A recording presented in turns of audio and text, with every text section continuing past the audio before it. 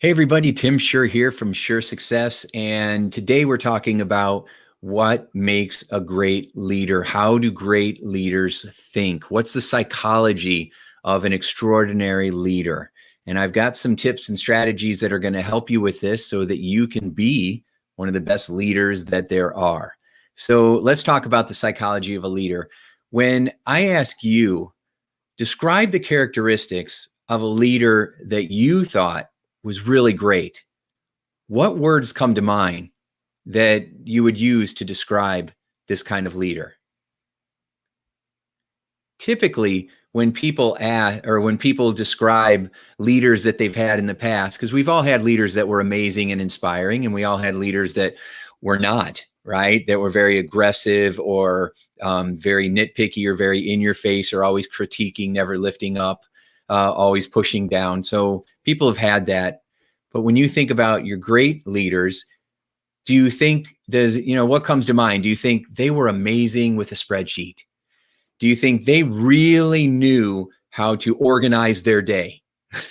That's usually not what comes to mind. What comes to mind for people is how compassionate the person was, right? I got to get it's the first time I'm using a PowerPoint with this StreamYard, so forgive me for fumbling around. But usually when people describe mesmerizing leaders, because I believe there are good leaders, great leaders, and then mesmerizing leaders. And mesmerizing leaders are the people who are the most caring, who always give you hope, who always help you to feel a sense of security, regardless of the situations. Now, I've offered over the last year during the pandemic, I was providing soft skills leadership training for fire chiefs all over the country, because I figured they were going to really need the support. And so I provided these soft skills training, the leadership training.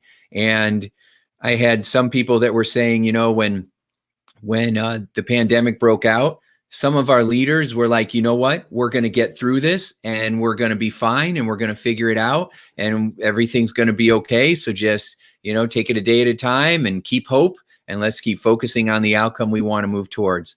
And then other people would say, what do I do when I have a boss who's freaking out, who's stressed out, who's saying that we're not going to have enough resources, we're not going to be able to handle this, and who's walking around in fear? When you're a leader, your job is to instill hope, to help people feel like you're going to be able to rally, like you're going to be able to get through anything. It doesn't matter what shows up. What matters is how you show up. And the best kinds of leaders are always described as caring or wise or trustworthy or honest. You hear the word transparent and truthful a lot when it comes to building trust in relationships. If you don't have people who trust you, you cannot really lead them. They might do what you say because they want to keep their job or the security of their paycheck, but they won't respect you if they can't trust you. So you have leaders who empower people.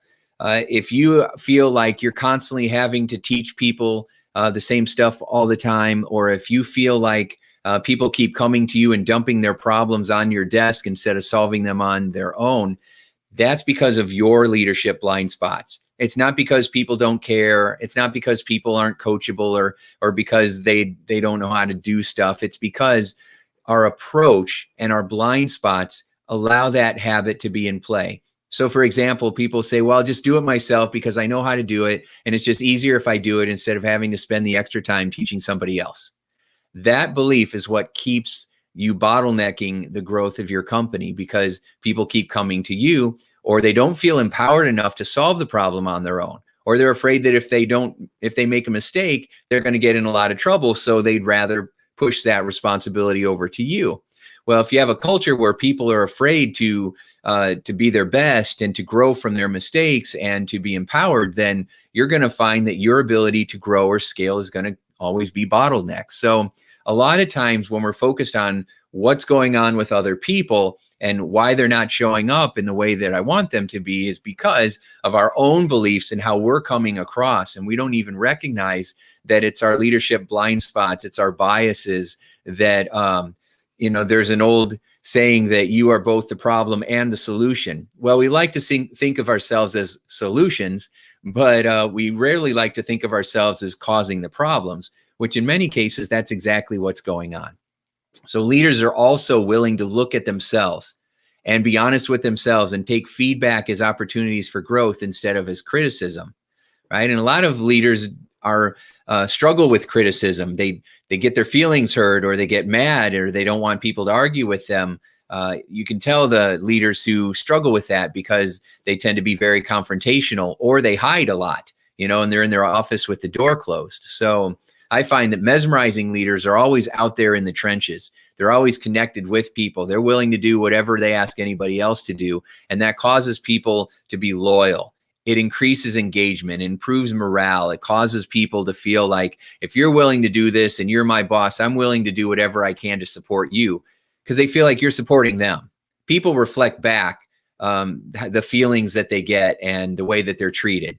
So if people are disengaged, or there's turnover, or morale is low, then we've got to take a look at what messages the leadership is sending out. And you'll always find that when you adjust that, when you adjust the leadership beliefs or self-awareness, that is what improves morale. That's what causes people to stay. Your best players will stay. That'll cause people to give you that discretionary effort, which is they'll give more than they're being paid for because they feel significant. They understand their value. They're feeling appreciated, or they feel like they're a part of a company or a culture that treats them well and treats them with respect, and they don't want to go anywhere else. A lot of companies aren't like that. And so they will stay and remain loyal because they feel like they're a part of something special. They're a part of a family. And that's can be created strategically when you're a mesmerizing leader. So when you look at these words, they give compliments. The best leaders are good communicators. And that means that they're really good listeners. The best leaders and the best speakers aren't that way just because of how they speak. They're that way because of how they listen. Right. And once you listen and you understand where someone's coming from, it influences what you say next. A lot of leaders I've met over the years, they do all the talking and very little listening. And so they're not very impactful or influential. And when you give them that feedback, depending on their ego, they either feel threatened, or they double down and they're like, well, that's just how I am, or well, I built this company, that's my mojo. And in their mind, that limiting belief that if I change or grow, I'm going to somehow lose what allowed me to build this company is false, right? There's nothing wrong with being strong and being visionary and running and after what you want. But if you're running too far ahead, then you've left your people behind. And you can't take, that old suggestion or that old saying that what got you here won't get you there. You take your company to 5 million or 50 million or 100 million. You can't think in the same way that got you to that point. You have to think in a new way, which builds, greater relationships. It's all about collaboration. Your biggest competitive advantage is not going to be a new sales technique, a new marketing strategy, a new way of delivering your service and product. Because at the end of the day, that starts to become, there's only so much you can do there, right? So much of what we do starts to feel like a commodity. Your greatest competitive advantage are your people and their beliefs. And when you upgrade your self-awareness and you upgrade the beliefs that you have, it upgrades how you look at your business, how you treat others, how you collaborate, how you create joint ventures, how you partner up with people, how you get different people joining together to solve problems. And that's where the most amount of creativity and innovation comes from. When you are using the power of people's minds collectively.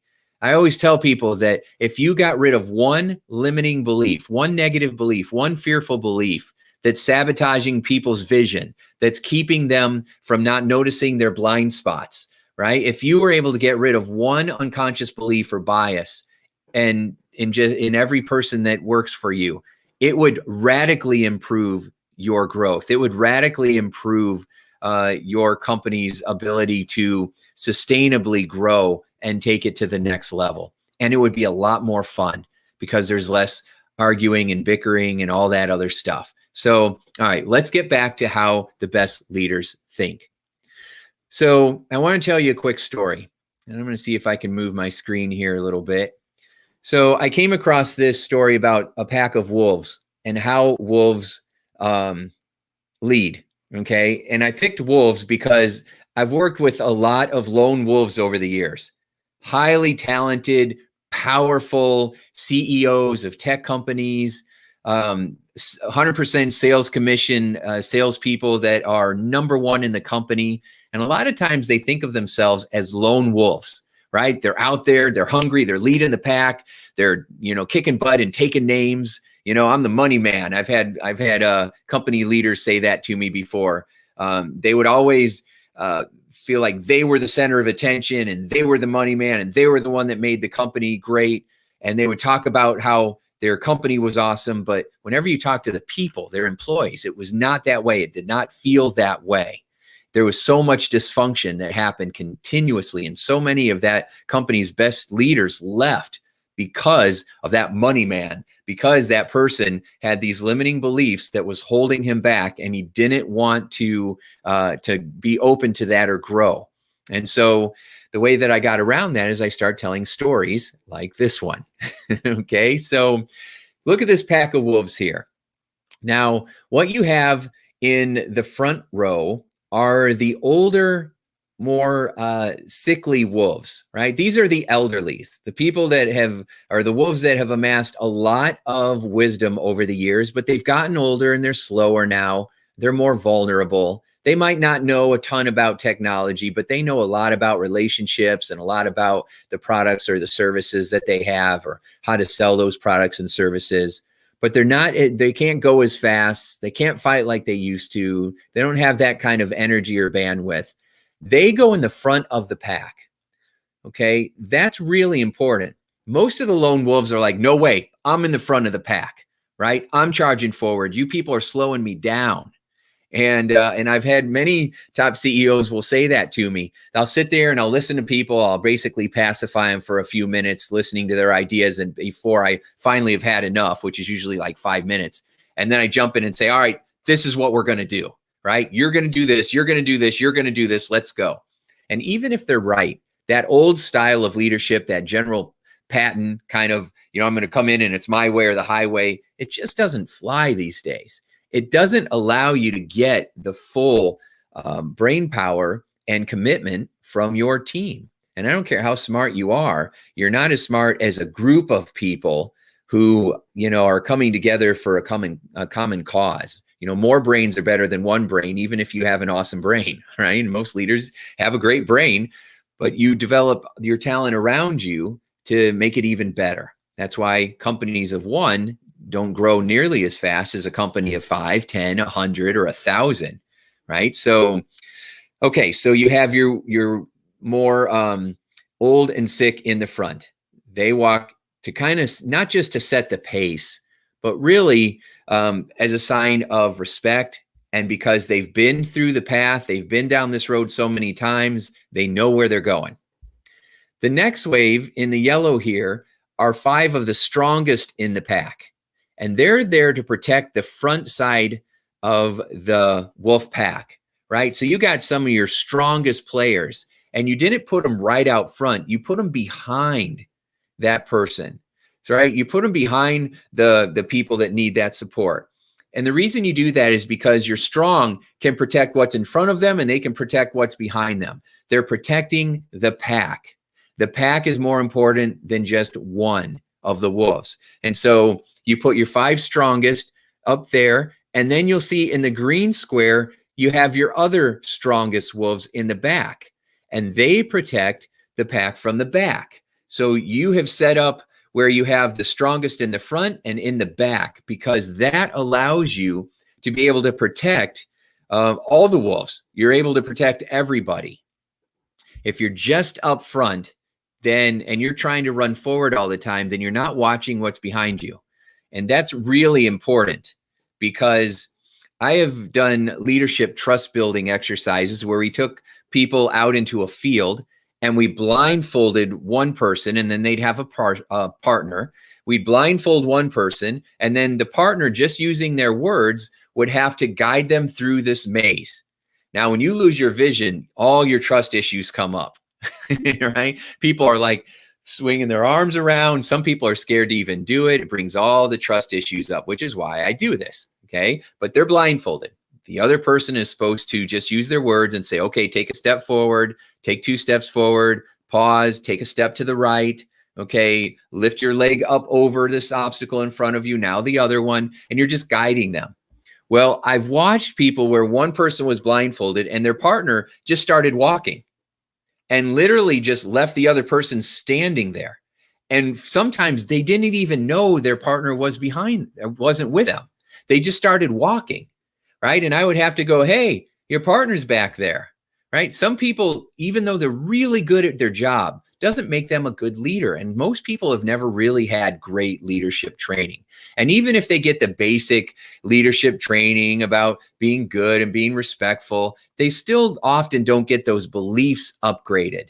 And so, they end up not being as good as they could be, which is why, I decided to work with companies and get rid of these leadership beliefs that are holding people back and upgrade them so that people become mesmerizing leaders, and it grows morale and productivity and profitability faster than anything else you can think of, because our beliefs decide everything in our lives. How we think deep in our unconscious mind influences what we think, how we talk, how we show up, how we handle stress, how we handle adversity, how resilient we are, all the stuff, right? And so when you upgrade those beliefs, it upgrades everything else, which is why I start there, where most people don't get anywhere close to getting into our hidden beliefs.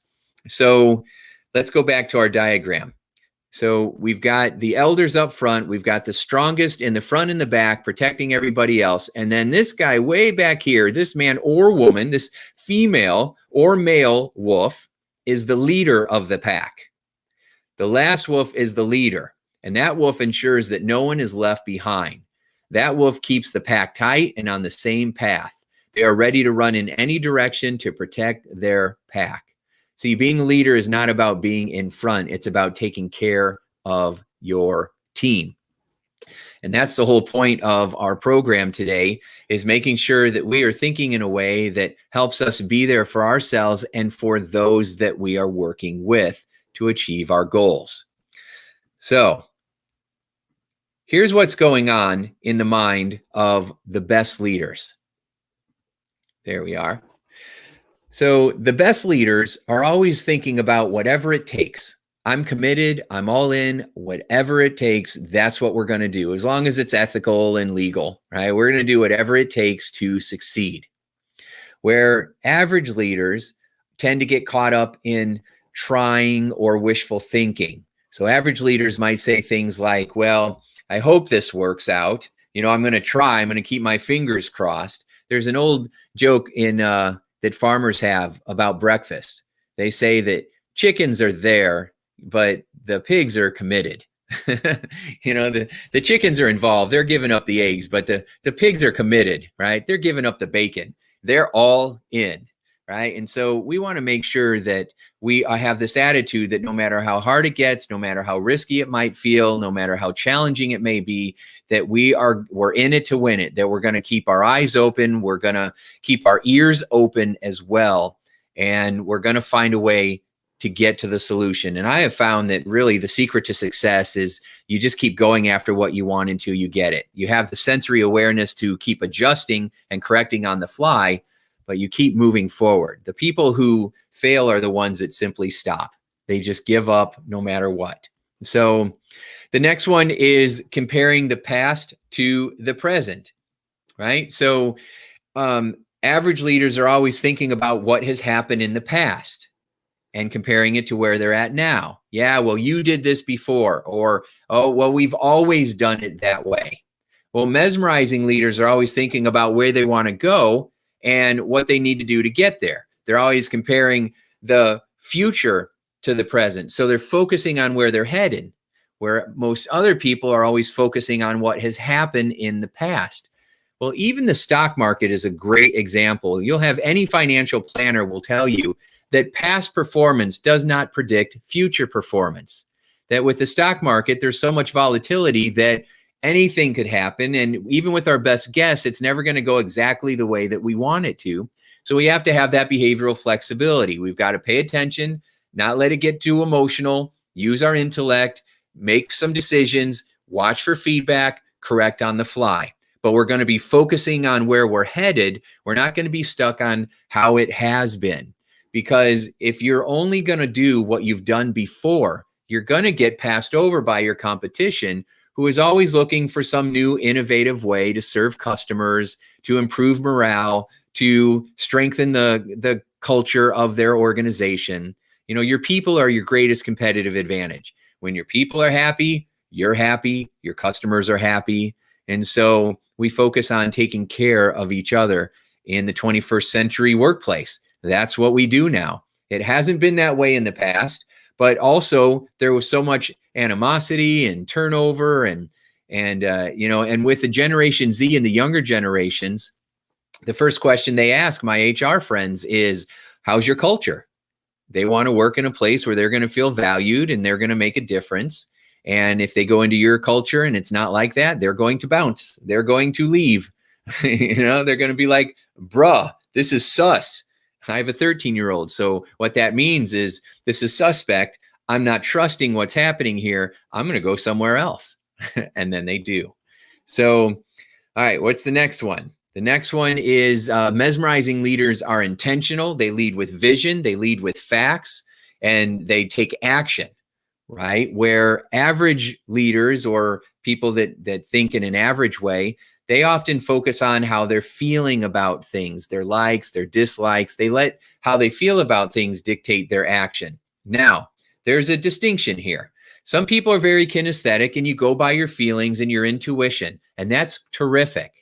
That's not what I'm talking about. I'm talking about if you get stressed out, if you're getting overwhelmed, if you're getting angry, if someone pushes your buttons and you're coming from that anger, or people are like, well, that's just how I feel about it, and they're digging in. Well, your feelings come from what you say to yourself and how you talk to yourself, right? So if you are focusing on information that ends up being false, and you're getting feelings based on that false information, even though how you feel is real, it's still leading you in the wrong direction.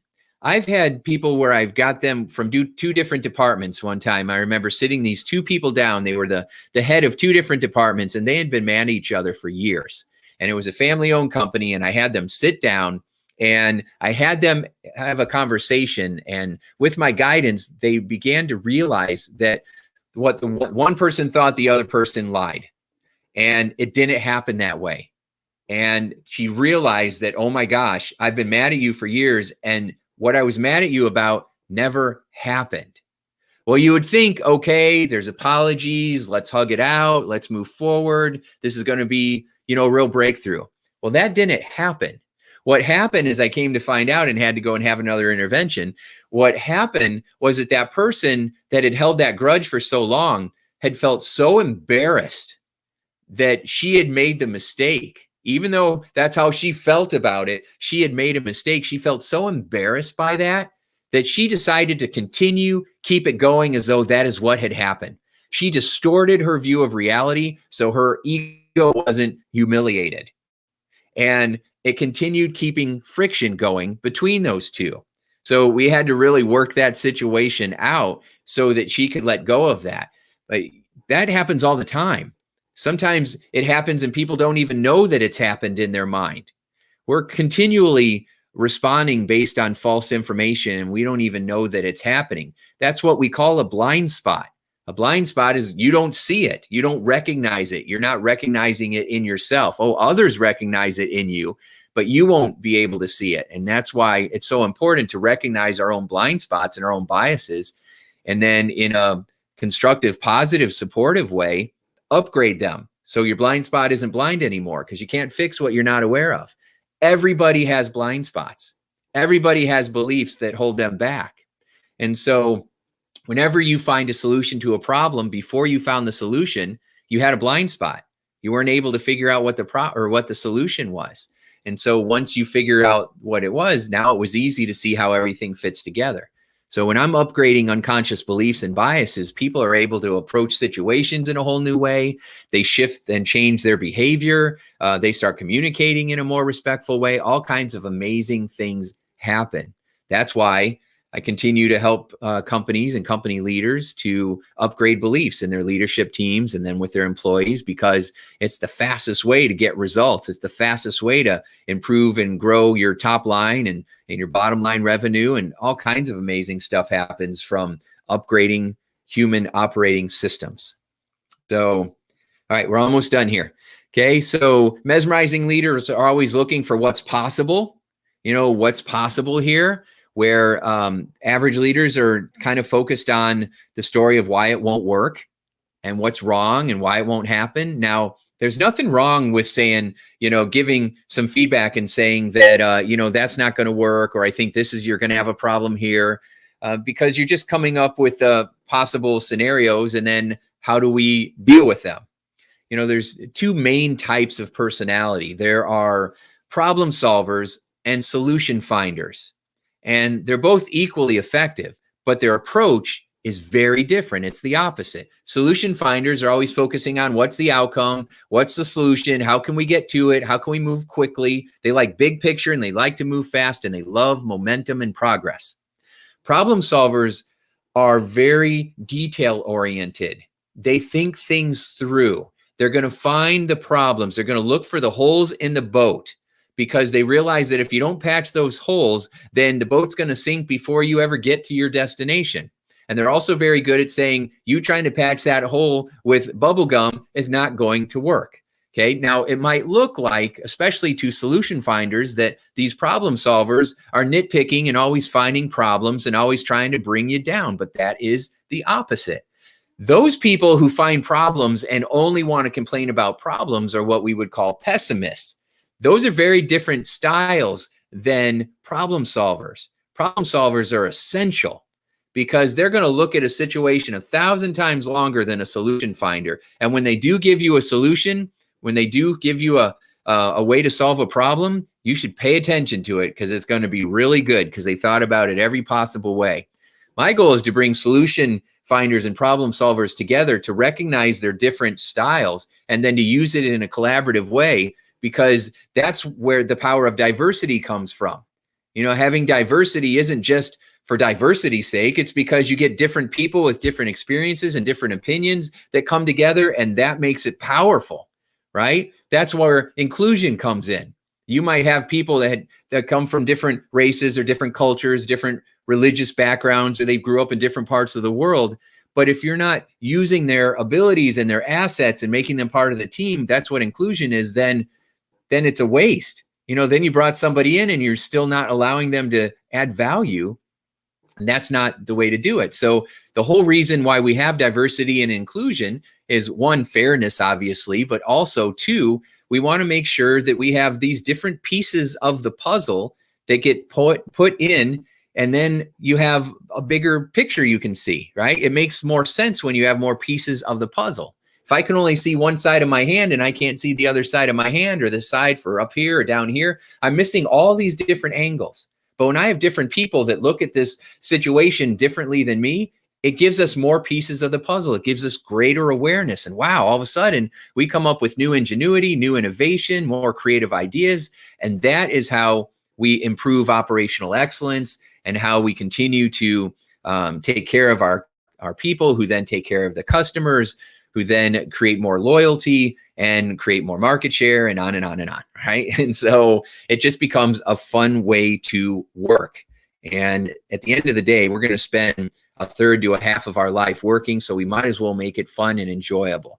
One of the best leadership advice, pieces of advice I was ever given was, Tim, businesses don't grow, people do. Dave Lindsay said that. He created a company called Defenders, who was bought by ADT. And he said, companies don't grow, people do. Keep growing your people. And he had a company where their whole goal was built on training. And then they brought me in, and I thought, what am I going to do? These people train all the time. How am I going to add value? And then I got in there and realized, oh my goodness, all the blind spots, all the biases, all the stuff that everybody has. I'm really good at that. I'll just start upgrading beliefs and upgrading communication and upgrading blind spots. And boom, it had a huge effect. I ended up doing trainings for years with all their thousands of company branches all over the country. So, you know, it's amazing what you can do when you start upgrading people's human operating system. All right, I think we got one or two more. We got three more. So mesmerizing leaders look at situations as urgent. We want to have urgency, not emergency. And we want to have calm prioritization, right? All right, let's remain calm. What are our high value priorities? What fires do we need to put out? What do we need to do to, move in the direction that we need to push that big domino, which then will knock down all the other dominoes, versus someone who goes into emergency. Everything's an emergency and everything has to be dealt with now and everything's a crisis and everything's blown out of proportion. That kind of leadership style makes people stressed out. That it wears people down. It uses up their energy because everything is not a crisis. But if you're taking molehills and turning them into mountains constantly, then you're going to find yourself feeling drained and stressed, and so will your teammate. They'll feel like you're an energy vampire, and we don't want that. So we want to look at situations and have urgency, and then be calm, and then prioritize. Two more. Mesmerizing leaders are open. They're always thinking, what can I learn from this? I can grow and learn from any situation. People can teach you your whole life. There's going to be people that will teach you how to be and how not to be, right? You're always going to have role models that will show you how to handle situations and how not to handle situations. And you can learn from both. So again, it doesn't matter what shows up. What matters is how you learn from it. And you're going to make mistakes. Everybody does. In Silicon Valley, they say fail first, fail fast, fail often, because failure for them is feedback. So let's say it that way. Get as much feedback as you can, as quickly as you can, as often as you can, so you can continue to lead.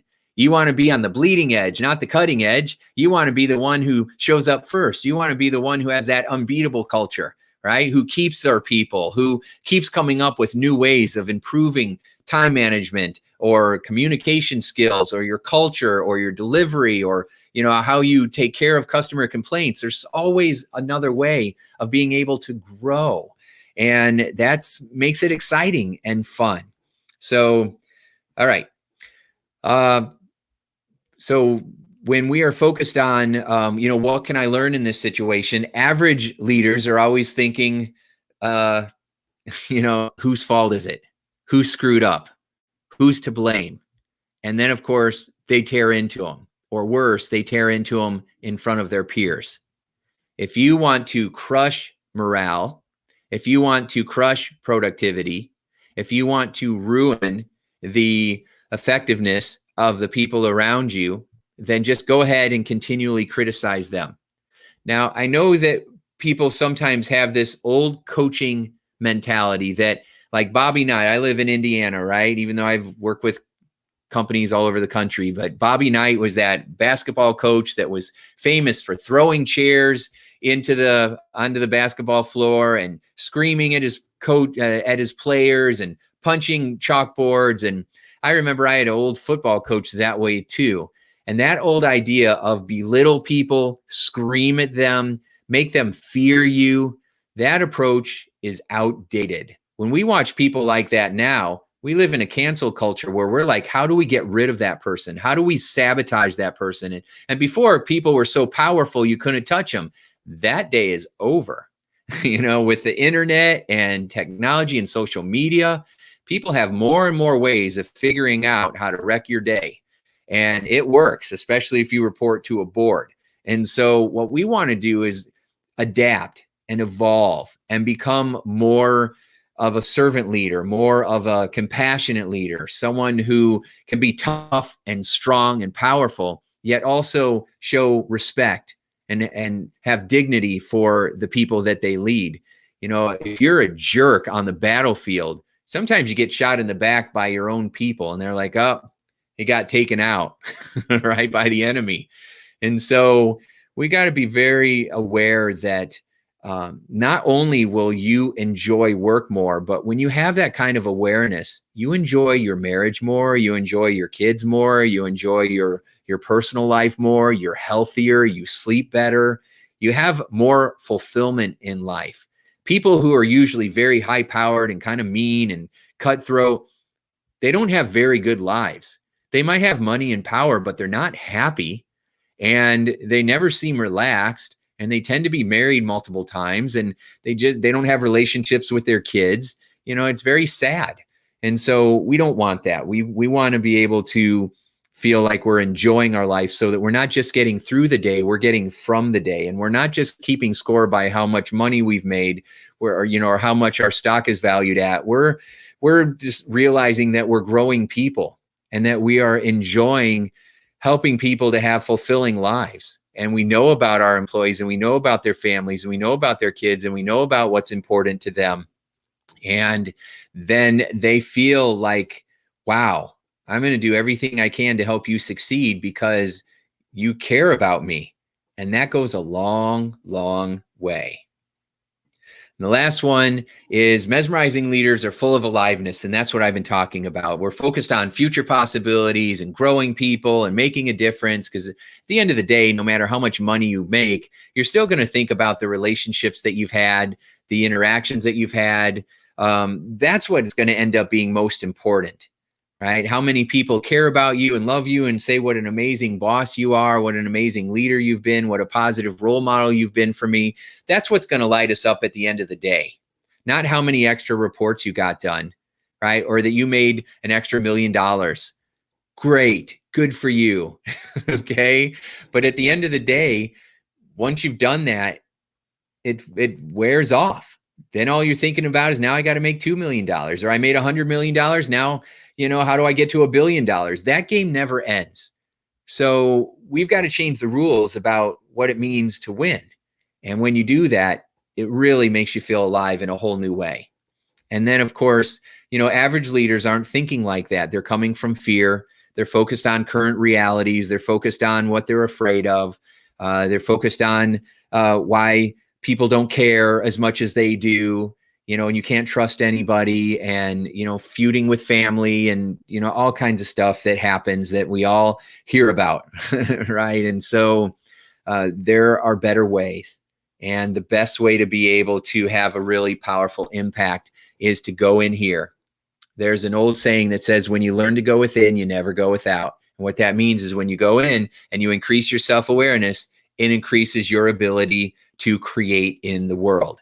People live up to their own level of self-awareness, right? Which means that you can only operate from how self-aware you are. And some people can be very successful in business, but have very low self-awareness, right? They just, for whatever reason, have a knack for numbers, or they're an amazing salesperson, or they had a genius idea, or right time, right place. You talk to people who had Google or Microsoft, and they will all tell you to try to do it again, and become a billionaire again is so difficult, because you have to be at the right place at the right time in the right moment of history to be able to have all these things come together to make something like that happen.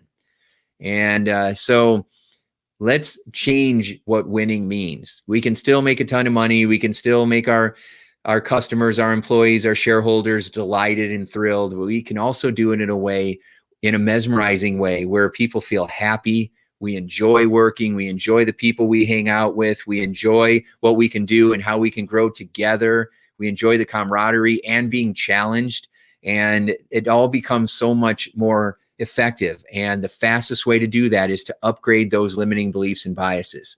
I spent 32 years becoming a world-class expert at being able to recognize that and shift it rapidly and in a way that's sustainable. So if you need help or support, please reach out. You can go to timsher.com, or you can give us a call, and I'm happy to jump on the phone and chat with you about what's going on, if this is a right fit for you and a right time. And if it isn't, then continue to watch these videos, and please leave comments and let me know what other challenges you're having, and I'll continue to make some videos on that as well. So that's it for now. Just keep focusing on becoming self-aware, using these tools, using these strategies, and let's go ahead and make the rest of your life the best of your life, at work and home. Thanks so much for watching. Talk to you soon. Bye.